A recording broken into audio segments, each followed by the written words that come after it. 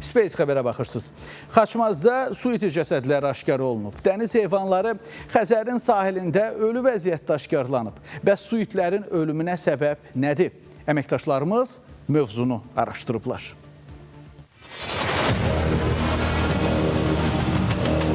Su iti cəsədləri Xaçmaz rayonunun Niyazabad kənd ərazisində aşkarlanıb. Hazırda sahil boyu bu ərazidə 10-a yaxın belə cəsədə rast gəlmək olur.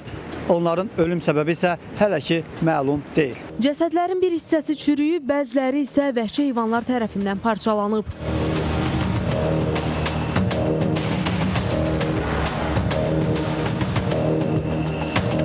Su itilərin cəsədləri bir neçə gündür sahildə qalıb. Sakinlər bildirib ki, kənd ərazisində belə halla bu günlərdə rastlaşıblar. Dəniz canlılarının ölüm səbəbi onlara da maraqlıdır. Bu vaxta kimi belə bir şey olmuyor. Son vaxtlarda ona yaxın su iti çıxıb Nizava çayından Alpan çayı kimi. Özümüzə də maraqlıdır ki, bu nəyə görə çıxıb ölür. Keçən ay olmayıb, keçən il olmayıb.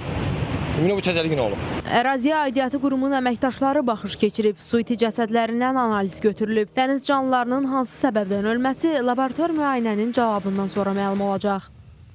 Cəsədlərdən nümunələr götürülmüşdür. Agentliyin aidiyyatı üzrə laboratoriyasına göndərilmişdir. Laborator analizlərin nəticələri bəlli olduqdan sonra araşdırmanın nəticələri Balıqçılıq və Akvakultura Mərkəzi tərəfindən mediaya təqdim olunacaqdır.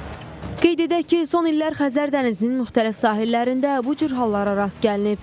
Mütəxəssislər bu hadisələri dəniz suyunun çirklənməsi, iqlim dəyişiklikləri, eləcə də su itlərin qida zəncirinə daxil olan toksinlərin artması ilə əlaqələndirirlər. Emin Vaqifoğlu, Diana Cəlali, Space xəbər, Xaçmaz.